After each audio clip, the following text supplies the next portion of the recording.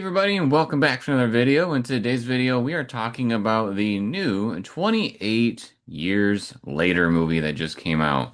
This is the third installment in the 28 Days Later series. If you're not aware of what it is, it's basically your end of the world apocalypse zombie type movie.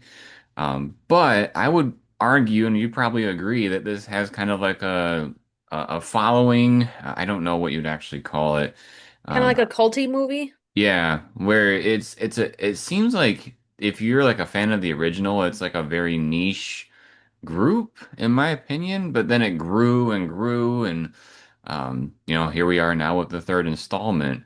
And it's actually almost like I was thinking about it when we were watching the movie yesterday. I feel like it's almost kind of like it's 28 years later from the original, but it's not, because the original came out in the 2000s and clearly we are not in 2028. It's So been 23 years. there we go. Um, okay, so what we're gonna do is we're gonna give our non-spoiler opinions first, and then we'll give the movie a rating, and then we'll talk about some spoilers. So, I guess where am I coming from on this movie is up until about a week or two ago, we had not seen the first or second film, and so we got access to it to see I think the first one was on Pluto TV, I think was what it was. And then the second one was on Hulu, and so we were able to catch up, right? The first one I thought was very unwatchable. I did not like the first one one bit, and I'm sorry to say, and I hope it's not super insulting. It felt like someone's college project film, just because the cinematography was awful. It was very hard to watch. And I think really the only, like, if I was a fan of some other projects and I found out that some of my favorite actors were in this movie, that would be the reason why I watched it. And then seeing, what the fuss is all about, that people really like this movie. Because the first movie had, you pronounce it Cillian Murphy? hmm So it's one of his earliest films, and then I don't know the actor's name, but he's in Doctor Who. He was Christopher Eccleston. okay, so he was in the first one as well. So a couple of big names, from other big projects where they're here in this, very small movie. Well, small when it came out. And I'm gonna so, I'm gonna pause you for just a quick sec, just to I don't know if you're aware or not. I think part of why there was so much excitement for this film, aside from the cult following of the previous movies, is the director of 28 Days Later, the first one, did not make 28 Weeks Later. That was a new director. And 28 years later, the one that just came out that we're reviewing right now is the original director. It's the guy who directed the first one. well, then I will say he must have finished film school because I will say the third movie's visuals, like the cinematography, is beautiful. I thought that was the biggest upgrade from the original. Was just that everything looks fascinating. I was ready to book a plane trip and like go to wherever they shot this location and see this place because it was really nice. Um, but yeah, so with the first movie, not my favorite. I will not watch that movie again. Um, it had a lot of similarities to a lot of other shows. Now, granted, this movie came first for a lot of the things that we were comparing it to, like The Walking Dead. It felt like the first episode of The Walking Dead when it opened up, but except we spent way too much time with the dude walking around in an empty city in this first movie. But we had a lot of things from that. We thought about things from like the Walking Dead video game, The Last of Us. There was a lot of things that felt like they were paying homage to with this first film. So it definitely, put its footprint in the zombie apocalypse genre. So that was the first movie, in my opinion. The second movie I thought was much better. Even the first 10, 15 minutes was way better than the first one, in my opinion. I will say, though, that the second one was a very different type of film in relation to the first one. So, like the first one, it seemed more like caring about the people and, how are they going to survive? Whereas the second one seemed much more like an action film where it was more about having a high intensity throughout the film as opposed to a lot of family stuff. Of course, there was family elements, but it seemed more like a very fast-paced version of the first one. So it felt like they were trying to reach a bigger audience with the second one than the first one. And so then now we're here with the third one, and like I said, I thought the cinematography was absolutely a 10 out of 10. The style of how the movie was um, filmed and shown was very different too. I thought that was interesting. So like for instance, when they were killing zombies, it felt like I think it's Fallout that does this, the video game, where like if a character like an enemy gets shot and then they do like a couple of different angles of how they got shot and killed. They do And that like a lot. slow-mo. Yeah, but then you're seeing it from a bunch of different angles. Like you're seeing it three different times, but it's the same thing happening in three different shots. They do that a lot in this movie, so that was kind of a different style take on it. Um, and I also thought it was really interesting just the way that the plot played out, because from the trailer, my understanding was I was like, I've never seen these movies before, but there's the dude from Craven because I've seen Craven, right? And so I thought, well, this might be kind of interesting because I know the actor himself is very popular in other stuff. Maybe this might be a good zombie movie to come back to, knowing that this franchise has a following. And so, what's interesting is that that's maybe like the first 30 minutes of the film, and the rest of the movie is kind of like wide open from, I would say, a trailer first impression point of view. The one thing I will say that I did not like, and this is because I felt like my expectations were set wrong, was that in the trailer, it kind of seemed like, that there's this family, which is the dad and the son. That's what I thought the focus was going to be. And then there's this other part of the trailer with these people with these masks. And I thought that there was going to be something going on here where it was gonna be the father and son, and then there's gonna be this like wacky culty tribe or something going on that, they're having this conflict with, and that never happened. And so I felt a little disappointed that we didn't get to explore something like that. Because of course, when you're in a zombie apocalypse, and we can see this from a ton of different zombie films, you think the scariest thing is going to be the zombies that are out there hunting those that are not zombified yet. But really, what could be even more horrifying is how people change in this environment, like in this social environment. It makes people go crazy. It makes people become very different than the normal lives that we live today.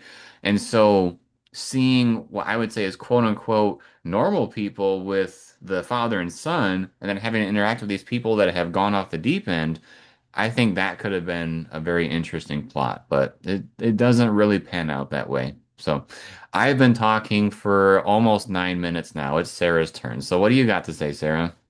All right. Well, I'm gonna take it back to the first two films like you did. I actually liked the first film better than the second one. The cinematography might have been a little rough or amateur, but the story I feel like was a lot better, a lot more interesting to follow. I get that with basically all of these films, kind of the idea is almost like a fetch quest, right? Like you're going from one spot to another to achieve some sort of task, and whether or not you achieve it at the end, that's kind of what you're there to find out. So, I mean, the story seems kind of basic, but the first one just held my attention a lot more compared to the second one. So that being said, I was kind of excited for this one because of it being the same director. I know the director doesn't necessarily choose the story, but I thought it would have similar vibes, at least from that. It's been the same writer for all three, so that's one constant. To your point on this one, having it show kind of more like the father-son kind of thing, and that really creepy radio lady in the trailer that Mhm. you can hear, you can never see her, but you can hear her. I thought that was going to play a way bigger part. Like that was so creepy in that trailer, and we heard it over and over and over and over just because, we go to the movies a lot, so we see that trailer a lot. I would Um, 100% agree with that too. That I would I would file that under the category that I said it was kind of a letdown because eh, yes, it's in the movie, and yes, they kind of use it to tell the history of what's going on, but it like you said, it's not as significant as you would think it would be from the trailer. I don't think the characters even hear it at all. Like, I expected it to be something that the characters would hear and react to on the radio or some sort of, legend storytelling in the film. And I think it's 100% just for the audience. So, what you hear in the trailer, at least in terms of that, that's all the more you're going to get from that. So that was kind of a meh. The kill shots that you were referring to really wasn't my favorite. I feel like it didn't fit the vibe of the movie very well. It seemed almost like making it kind of cartoony, the way that they would do the slow-mo kills. So that wasn't really my favorite either in terms of meshing with this film. Um, I would I argue understand that that these are serious films, but it doesn't have the same vibe to me. I feel like all of these films have kind of had that feel to it though, because even with the way that, as soon as somebody turns, and this is not a spoiler, it's from the other films, as soon as someone turns, and it takes like seconds for them to turn, they're immediately like throwing up blood and stuff. And the way that that's depicted looks kind of cartoony to me. So I see what you're saying, but I would also entertain the thought that it kind of follows the past films in a way. Mm. So just kind of thinking from like a broad stroke here, I'm gonna go with one more thing that really wasn't my favorite, and then I'll talk about some of the things that I liked. The overarching story of what this fetch quest is or this travel mission, that took such a different turn than what I thought it was going to be, and I'm gonna leave it kind of vague at that, but it really wasn't the type of movie that I was expecting. I thought it was going to be more about survival of the apocalypse and or the tribes like you were mentioning, and I feel like we see hints at what could be something like that, but never actually something like that. And there's a lot of flashes of weird images just to add creepiness for the sake of adding creepiness, I think, that don't really amount to anything.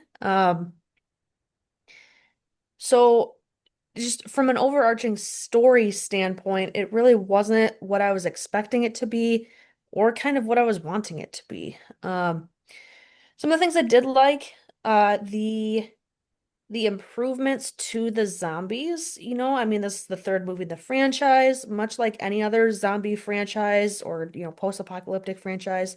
You got to make some improvements. They can't be the same old boring zombies every single time. It gets old. And so there's different character traits, different intelligence ratings. There's different factors that play into that for these zombies. I mean, we're 28 years later, they're evolving, right? So I thought that those steps were taken pretty well. There's some new things that are weird and creepy and gross and smart all at the same time, depending on what zombie you're looking at. The I don't really want to go too in depth on the cinematography portion of it, just because I feel like you covered it pretty well. But the movie did look really nice from like a scenery type standpoint. I thought that was pretty cool. I feel like that pretty much wraps it up. Okay. Well, what would you give it out of a 10?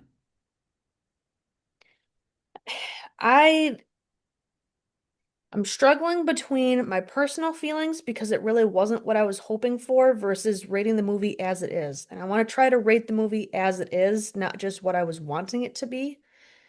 Because if I was rating it what I would want it to, based on what I wanted it to be, it would be a lot lower. But I feel like I'm gonna rank this one at E a low seven. I'm struggling to even rate it that high. I wanted to rate it a five, just based on personal feelings. Feels pretty average aside from like the nice cinematography, but I think I'm gonna land at a seven. It, it's a good movie for what it is. I just feel like we weren't led to really believe what it is based on the trailer. I don't like feeling bamboozled. Yeah, and the more I think about it, I feel like the trailer does try to convey a cooler film, but really a lot of the things that they put in the trailer are kind of those like quick shot things that, really don't add anything to the film. So I could definitely see that. Kind of going off what you said, especially after we've been talking about it here for about 15 minutes, I think I'm gonna be at a 6, just because I do think if you don't watch the trailer, it's a decent movie. It's a decent movie in the zombie genre. I do think there's some interesting twists and turns. I do think that there is some good character development stuff here, but at the same time, well, I will say in general, I'm not much of a zombie movie type person. So there wasn't anything here that added to it that made me think like, oh, maybe I was kind of wrong about this genre. Maybe there is something here. So I think the trailer really pulls you in, kind of like you said. But at the same time, I think it's just a slightly above average film, which is, I think it's still a compliment coming from me, knowing that I don't like zombie films. I get bored from them. So I think this is one of the better ones. I will say that. Okay, so let's go ahead and roll into some spoilers.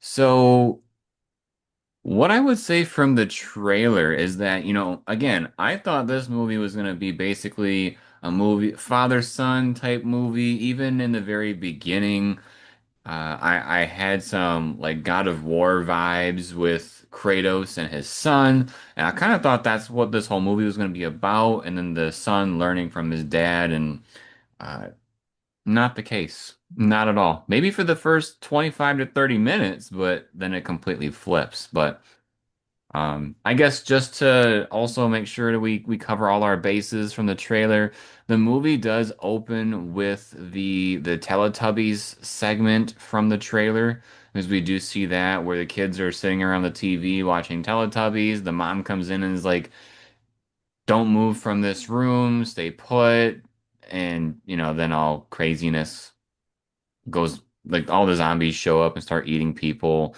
I do think it was another. Uh, I don't know. What's the word? Courage? I don't know if that's quite the word either, but the fact that they decided to murder kids in this movie, like that's quite out there for films. So, um, I thought it was interesting that they had that. They didn't have any like zombies gnawing on some kids on screen and we had to watch that. It was more off screen, but the idea is definitely implied there of what's going on. So, basically, what we get from all this is that there's a kid that the our camera is following, and he's surviving all this stuff, and he runs away from, kind of like the beginning of the second movie where all the stuff hits the fan and the one person runs away from the entire group. Um, and that really, this opening sequence just sets the stage of zombie apocalypse happened, and then we have 28 years later from it. And I think that's kind of a cool thing to do, because yes, we all know that this is a zombie apocalypse movie, right? If you've been around with the franchise, you already know how a lot of this stuff started in the very beginning. But my generation, it's like, oh my God, Teletubbies, it pulls you in a little bit. And then you see just the craziness of the openings is what pulls you in. And I know you said that the second movie was made by somebody else, not the original director. Same writer, different director. Oh, okay. And the reason why I ask is because it makes me wonder. The second movie, in my opinion, had a much better opening than the first movie. And I wonder if the second movie got a lot of praise for having a great opening. And so they had to think about how can we one up that here with the third film and have a very engaging opening. I think that was an important piece here. And I think they did pretty well.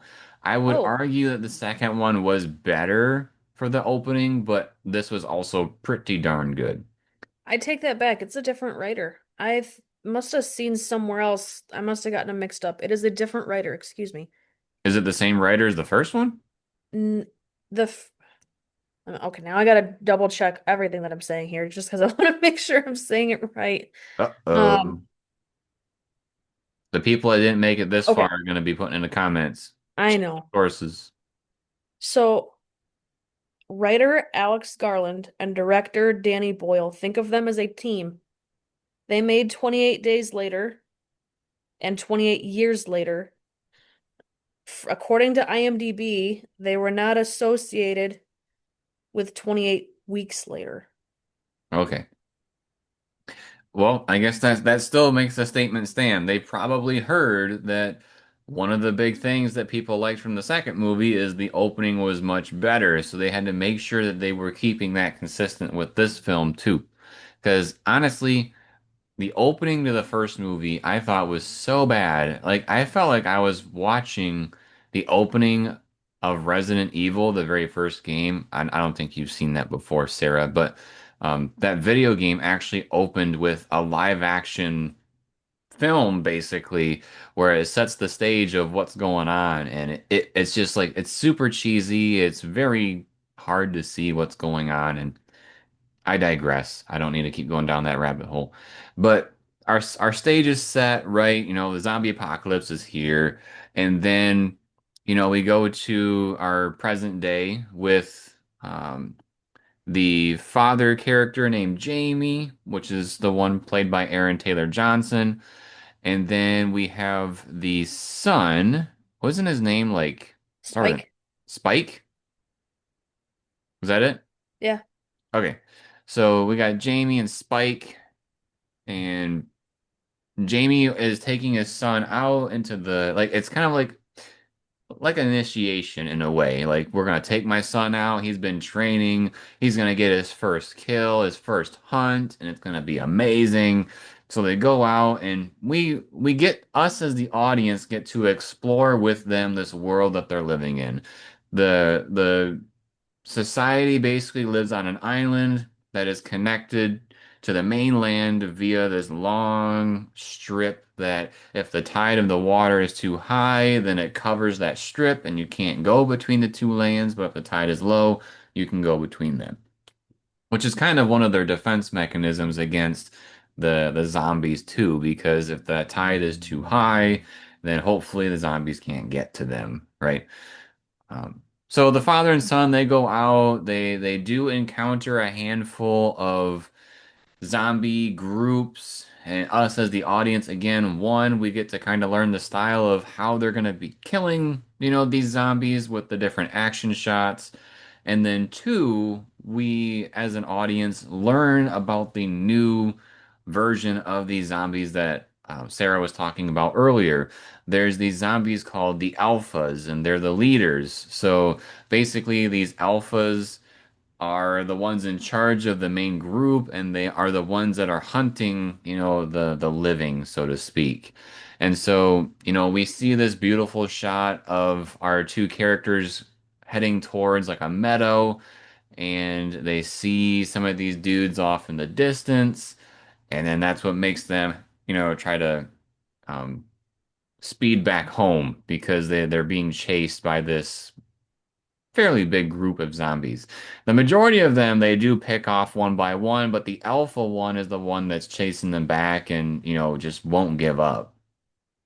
At this point in time, the tide is a little bit high, so they can't just, run through that long strip back to their home. They're actually having to like, do high knees through the water, so to speak, to get all the way there. And it's a long strip. It's not like, 30 yards or something. It's a long way. And so they're running. Of course, the kid trips like in any other movie. The dad's like, "Get up, boy."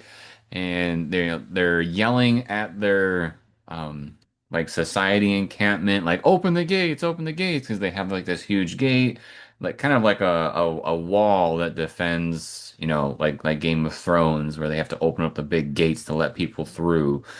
Um, and they got people up top on the watchtowers. And so they gather their people together that are good at shooting, and so they're trying to like shoot this alpha and he gets hit a couple of times, and he's still getting up and trying to get the two, or father and son. Eventually, they do take out the alpha, and then the father and son get to the gate, and the dad's like, "Open the gate," and they're like, "No way, Jose, we don't know quite yet." And he said, "Look at his eyes," and you can tell because their eyes aren't turning that they aren't infected, and so they do eventually let them in.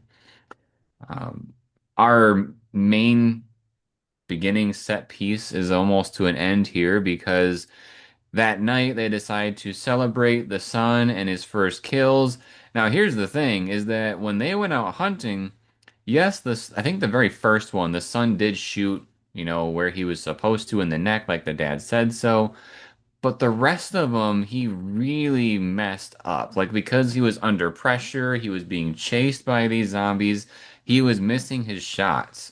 However, at the party, the dad is like, "My son is the most amazing hunter in the world. You should have seen him. He was picking them off one by one." And even the kid's kind of like, excuse me, I'm dad.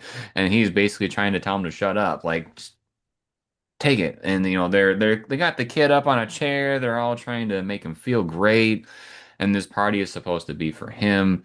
Um, but it seems more of a party for the dad because it's like, oh, you raised an amazing son. Like he's really trying to embellish in this.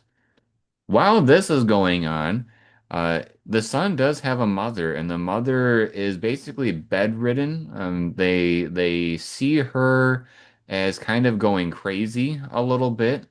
Like she shouts quite often. It seems like she's making things up every now and then. I think what she's seeing is like hallucinations, maybe. It's never super clear. It's just that something's really off about her. She seems to be in a lot of pain most of the time.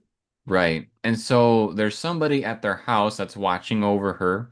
And eventually, what happens that connects these two things is that the son sees the dad leave the party with another woman. Mind you, his wife is the one that's bedridden. And he does some sexual stuff with this woman. The boy sees it. And this is kind of where the boy starts to think differently of his dad.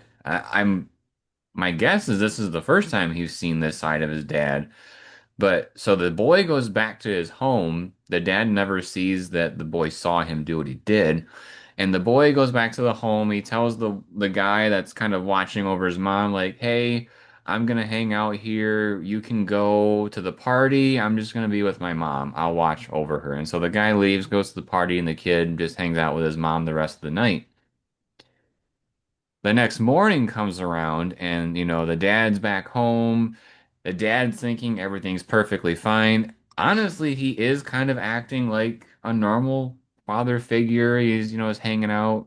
I'm gonna interject for just a quick sec. One thing that they saw when they were on the mainland was this giant fire or smoke.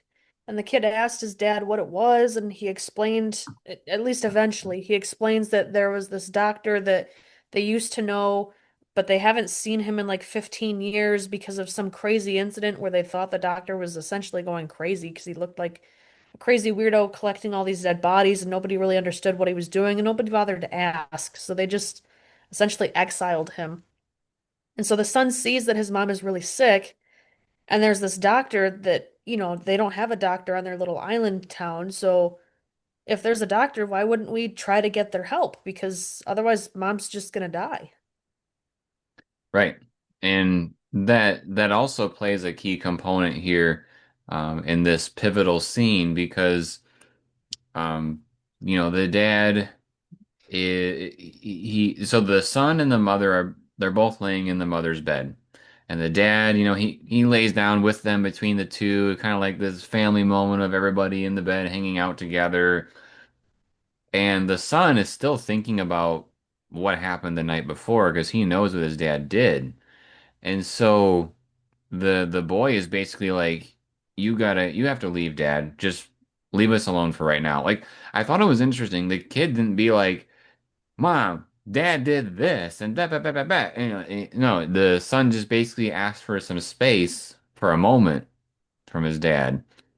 And so they go out in the hallway, and the son like pulls a knife on his dad and says, "I mean it, leave." And the dad, takes the knife from him, kind of showing that the son, even though he comes off as scary, he's not skilled enough to actually do what he would want to do.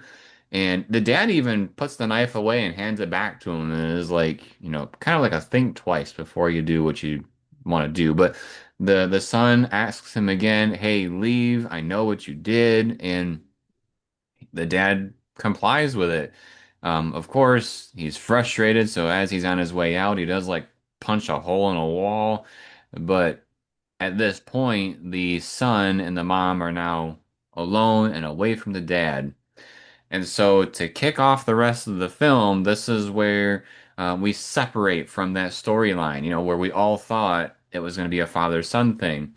So, like Sarah said, the son knows about this doctor that's out there somewhere. And what he does is he lights a building on fire. And he says to the people that, watch over the main gate, like, there's a fire over there. They need everybody. I'll watch them to the front gate if you go and help them. They need everybody they can take. And so the people go down to help put out the fire, but what this is it's a distraction. So the son can take his mother out to the main land and hopefully find this doctor. Yep. All right, what happens next?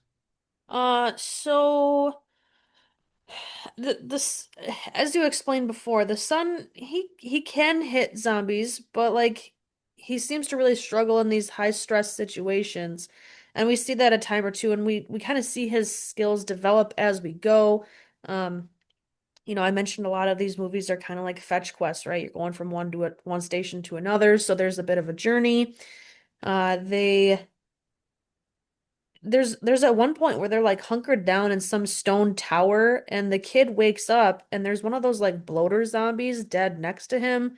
And we see some weird flashbacks that basically insinuates that the mom somehow managed to kill the zombie while the kid was asleep and she doesn't remember doing it and the kid never woke up during it. So that was kind of strange just all around people not really being aware of their surroundings.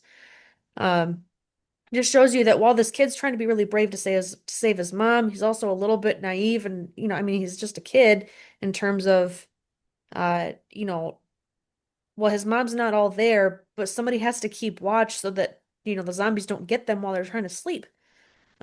And so somehow the mom still was able to protect him. So that was pretty cool, I guess, on the mom's part. We encounter another group of zombies a little while later along the way, and they try to take shelter in a Shell gas station, but there's all this gas that you can see. We don't really know exactly what it is, but a soldier ends up rescuing them. We had seen kind of some flashes of some soldier groups along the way of the film. I couldn't really tell when that was in the timeline. Um, or if this guy was even a part of that soldier group, because we never really got to see any of them too up close unless they were like literally about to die. But so we've got this new soldier guy who is from Sweden and uh he's from like modern day. So like he's got a cell phone and, and there's kind of a funny joke in here. He's showing the kid his fiance. And, this kid has been living on an island his entire life in exile from the rest of the world. So when he sees this guy's fiance and she's done up with super, like lots of makeup, lots of Botox, and the kid makes a funny comment about how one of the people in his village looks like that when she eats shellfish because she's allergic, so her lips get all big like that from the allergic reaction. I just thought that was really funny. Like, wow, you just totally trashed on this guy's fiance. He thinks she's beautiful, and here the kid is like, ugh, what's It wrong makes with me her? wonder, it makes me wonder if the writer and director like they really don't think that people look good when they get Botox. And so they were like, we gotta throw like this funny joke in here. I I would believe it. I mean, she had a lot of this picture of this woman, she had a lot of plastic surgery, Botox, something. Like I feel like it wasn't even a real person because it looked so augmented. It Um, very much could have been like an AI image. That way they didn't have to like pay anybody. yeah, I I don't could know see how that. that works. So I mean, it's kind of cool. They got a soldier. He's got a machine gun, and I mean, he mentions about not wasting ammo, but it kind of seems like he has a lot of ammo on him for how long he's been out on his own. And we, I think the next big scene to kind of cover would be when they approach a train. The mom hears some screaming on this train, and it's weird because it's like a zombie giving birth, but she's not zombie enough because she's in so much pain from the labor.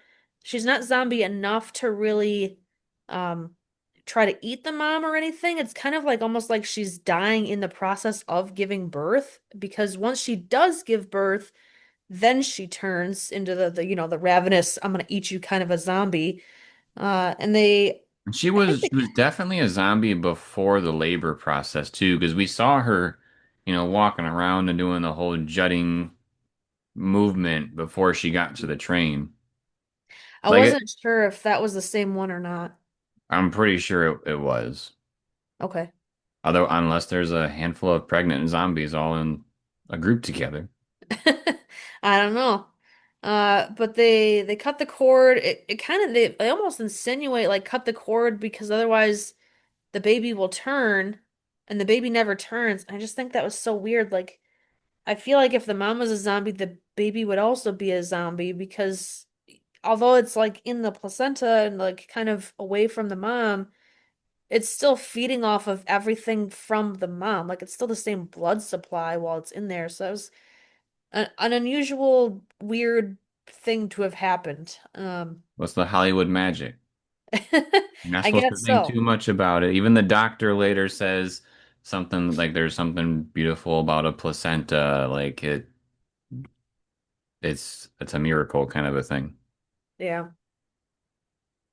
Um, so now we got this baby who my mom was with us when we saw this movie and she made several comments about how the baby basically never cries and never seems to be hungry and never seems to make a commotion or they never have to change a diaper or like literally anything. It's like the most perfect baby you've ever seen that's super quiet and it's an apocalypse, right? Like it reminded me a lot of A Quiet Place, the sequel where there's a baby and they have to keep it quiet because, well, in that one it's, because sound triggers the creatures, but same thing but different in this one where you'd think that the baby would be a lot louder. Um, A bigger factor in it. yeah, yep. Uh, And it's interesting that they don't do stuff like that. Like, I'm sure lots of people are going to have that same opinion of, well, you have a baby, there should be something where the baby causes problems, and they never really explore that. This movie is just under 2 hours, so it makes me wonder if they wanted to do something down that route, would they have felt it was too long of a movie? But I think it would have added something to it. I think it just would have taken away from the focus of the film, and we'll get to that, overarching meaning of the film in a minute. But one last thing about the train scene is that our soldier with the machine gun, who thinks these people are crazy for wanting to keep this baby, he's like backing up, almost wanting to kill them all because he thinks the baby's gonna kill him. There's a different alpha that takes him, and they do something pretty cool, Jeremy. What they do with that guy? Well, they basically emulate like it. I don't know if you know this, Sarah, but if you're a fan of the movie Predator, this reminded me a lot of it. So these alphas, I don't know if they use it as a trophy like the Predators do, but he basically, the alpha in this movie takes the dude's head and rips it out of the body so that the head and the spine are attached together. And he even uses, I don't remember if it was this scene specifically, but there was one scene where one of the alphas was using that head and a spine to like whip people and stuff. So I think that was when the military was being attacked, the one that we kind of grazed over a second ago. But that's why I don't know if they just use them as weapons or if they, claim them as trophies. But that's something that Predator does, where like once they get their kill, they rip out the skull and spinal cord and then display it on their wall. I think at some point in the movie we saw a goat head with a spine like that, like arrowed to a tree or something. Yep, so that's kind of their thing that they do. And eventually they get away from this dude. I don't remember, did he? The the kid's hitting it with some arrows, but they know from earlier in the film that an alpha takes like 12 hits to take down, so like a lot of hits. And all of a sudden the alpha gets hit with a blow dart from the doctor. Yeah. That's like a mix of morphine and something else. It's not designed to kill him, it's just meant to like basically put him in rest mode. Yeah, because the doctor knows exactly who he is. Because he's like, oh, this is Samson. Yeah, he named him. It's his friend.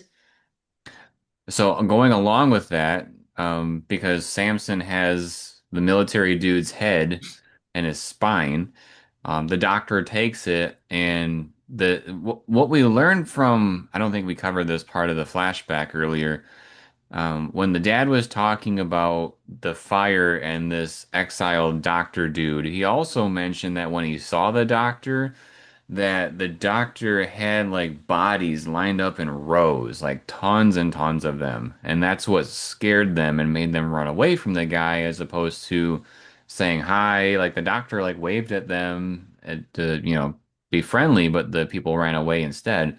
And what we get from that at this point in the present day is that this doctor, whenever he accumulates bodies, he takes the skulls out of the bodies and makes these like huge towers out of them.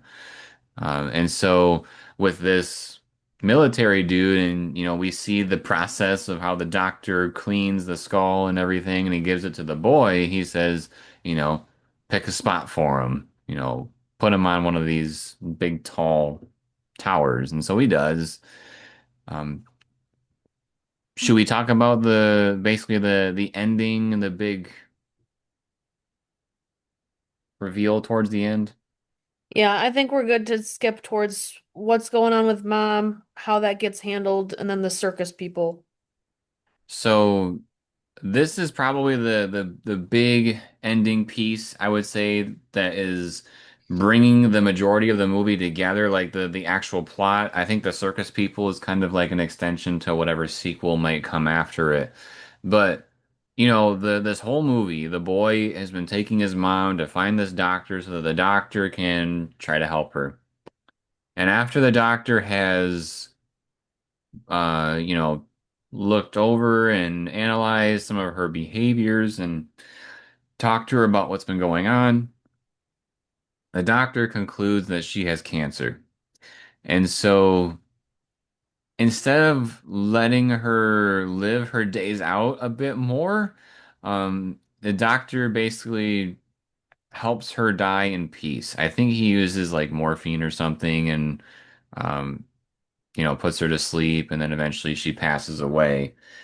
But then, because the boy is this, Mind you, she's aware of it. She's like showing the doctor, like, yes, go ahead, it's okay, like I'm ready. It's not that he just straight up kills her out of cold blood. yeah, what's the doctor's name that had the van? It was very similar to that guy. Dr. Kevorkian. Yeah, it was a very similar situation where, the doctor had consent to do it, and then, he took care of it and all that stuff. I'm not saying that what he did in the real life was right. I'm just saying that there's kind of that real life connection to this film. Um, And it's interesting because, again, in my opinion, the whole point of this movie is the kid learning all this different stuff. Like it's a huge character development film of the boy.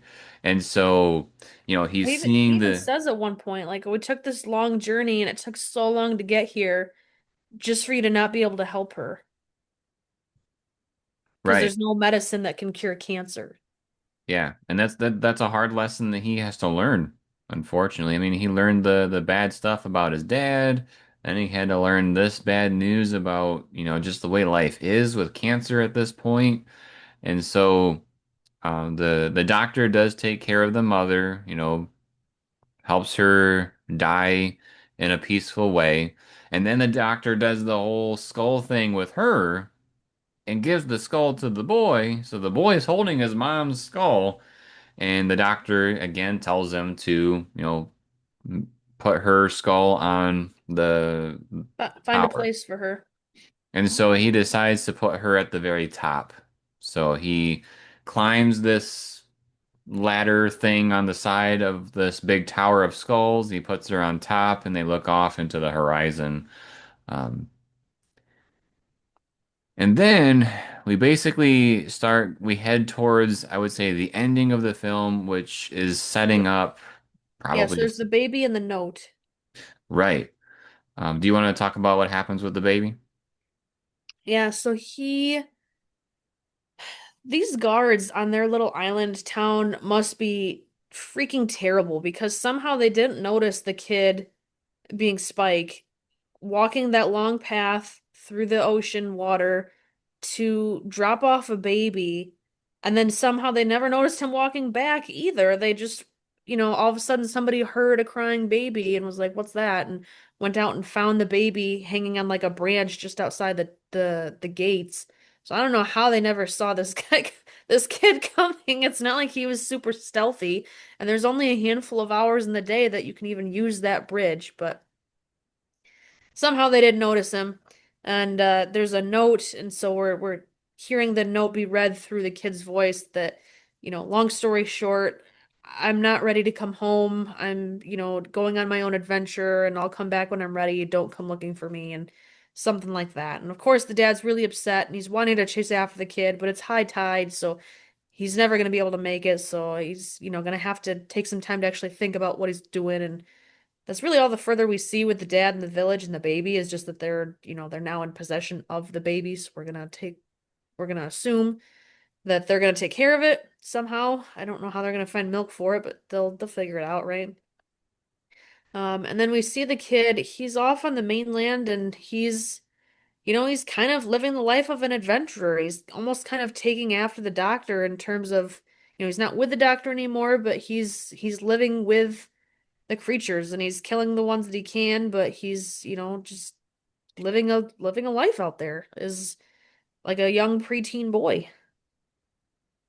And then he ends up having a situation where he can't handle a massive group that's coming after him. He tries running away. He tries killing one or two of them, but he's running away. And he gets to this spot in the road where there's like a whole bunch of, I think it's rocks that are blocking the path. Like you can't just jump over it. You'd have to climb and then get over it. And there's this dude standing there. I don't know, remember what his name was. He said it. Do you remember that guy's name? I thought it started with I don't J. recall his name either, and I'm not sure I really see him on IMDb. I thought it started with the J. It's not Jimmy, is it? I think so, because there's a whole bunch of people with the name Jimmy in the IMDb stuff. And I'm just, Well, Jimmy was the young kid at the very beginning of the film. So if this guy is Jimmy, then it's him 28 years later after watching Teletubbies, which oh would make sense my because they God. played the Teletubbies song at this spot. It didn't occur to me that that's who that was when we saw the film. Now that we talked through it, because he had the cross, and his dad in the beginning of the movie was the preacher, the priest. Oh, I didn't realize that was his dad. And he took the necklace. The dad put the necklace in there. But the big difference here, though, is that when Jimmy's wearing the cross, he's wearing it upside down. Hmm. And if you don't know what that means, it's bad news bears, is what it means. Um, the cross upside, like the right way, is basically you're in favor of Jesus Christ. If it's upside down, you're in favor of the devil. So uh, he has like this group of people. He looks down at Spike and he says, can we play now, kind of a thing. And he's like, sure. And then Jimmy sends in his group, and that's what you mentioned, kind of look like a circus act because they're doing all these weird flips and things and taking out the zombies. And wow, it's like the light bulb just went off. I had no idea that that's who that was. I was really tripping, trying to think. who is this guy? Like, is this just the way that I had thought maybe he was from the previous movies, my first impression. But it makes sense now. It makes a lot more sense. The Teletubbies helped me make that connection. Thank you, Teletubbies. It was the cross that helped me. So yeah, that's the end of the movie is that that Spike meets up with Jimmy. And maybe Jimmy is the leader of this like cult thing that, we were led to believe about, but the thing that so this is the confusing part. So we basically talked about the overall movie, but here's some nitty-gritty stuff. I think there's two big things we should address here. One is the things you were talking about with like the radio lady and all the weird um like old film segments that were spotted in here because to a point I don't fully understand all of it. But the second thing is that whole tribal thing that I thought was going to be in this movie. So I want to go ahead and address the tribal thing. So when you're watching this movie, we see a lot of things with the mainland people, or I should say island, because they refer to the land as mainland, I think. The island people that were that Spike is from. We see them training. We see them shooting arrows as if, they're learning to aim for the head and aim for the heart or the neck, for these zombies. And when they're training, there is one of the dummy things that they're using that has one of those masks that is from the trailer that looks like one of those like cult tribe people. But then later in the movie, I think they're like serving lunch or dinner, or maybe they're getting ready for the party. I don't remember what it was, but there was like a little kid that was wearing one of those masks, and I was like, oh, is it just something that they play with? Because it seemed like something that would be more significant to the movie. But then there was also a flashback sequence where it was like a whole bunch of people around, and then it was from the trailer where that person in the middle was the one with the mask, and so.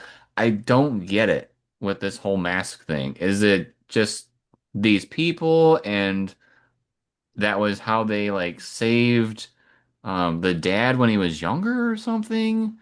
I don't get it. I wish I could provide some insight, but I really didn't understand it either. There was some weird classroom like style flash scenes, I'm gonna call them. I don't know if they were flashbacks. They were more like flash scenes because I don't think they were in the past.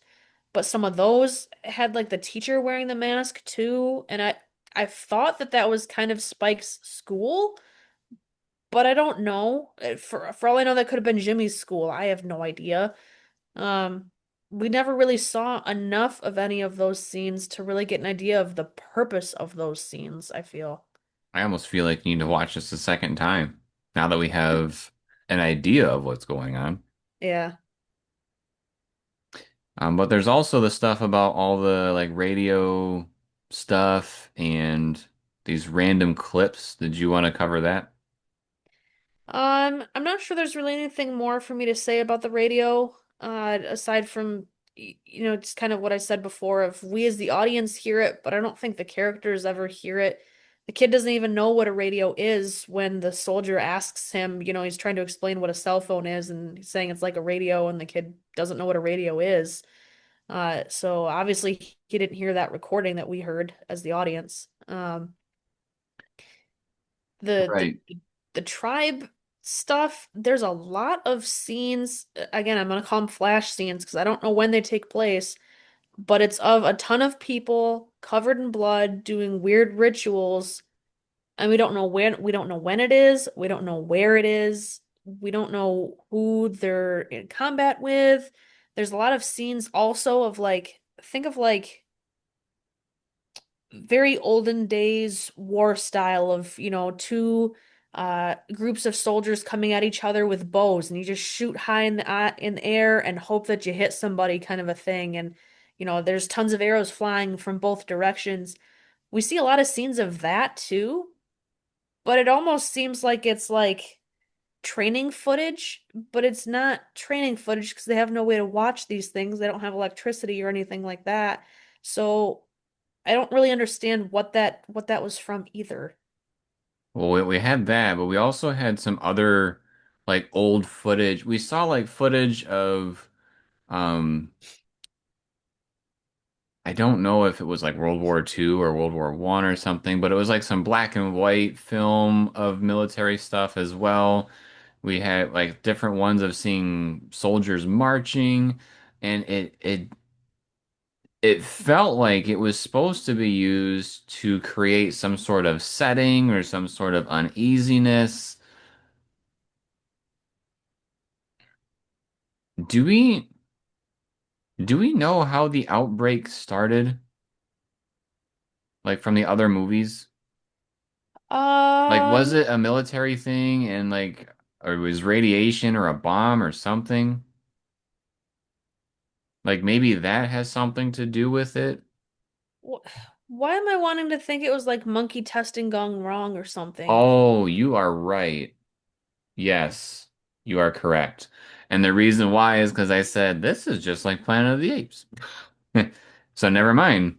Um, I don't know how all that stuff plays out. I my guess is just to create some sort of uneasiness, but I couldn't tell you. Maybe there's somebody else that has a better explanation. I would think the writer does. That would be someone. See, the whole Jimmy from beginning to end, I could see that as being kind of cool poetry style writing of, as you start with this guy, you end with this guy, and while we didn't understand while we were watching that it was the same guy, we were still able to put the pieces together. These all these flash scenes, I feel like they just really didn't add anything aside from what's this? What's this? What's going on here? And it didn't really add to the story aside from just like a weird, creepy, but it was almost too distracting to really add anything to it. And the problem is that a handful of those things are used in the trailer, which is why we were talking about how it kind of has this weird expectations that are set, and then when you go to see the movie, it doesn't really play out to any of those things. Because I do think there could have been a really interesting movie here where there's this cult thing going on with the other group, the other tribe. Maybe there's something going on where, there was something that happened with military and, we're trying to figure out all these different, maybe the cult is at an old military base and, they were doing test subject type things like the Germans used to do during World War II. I don't know, trying to find a cure and then all these people like maybe they're trying to make a vaccine or like a preventative thing and then they were creating some crazy zombies themselves that were like a different version like the alphas. I think that could have been wild, but I we didn't get that. Maybe next time. I was just gonna say maybe that'll be in the next one because I believe it if my research is correct, there is going to be a 28 years later Bone Temple or the Bone Temple coming out next year, I believe. Um, so maybe this will really tie into that and it'll make more sense once we see the next movie. One can only hope. Yeah, I'm not sure because like even when you Google the Bone Temple, like it does say 2026 and it does say, a lot of the people that were in the movie. Um, I don't I have no idea if it if it's coming out. It says January 16 for a release date.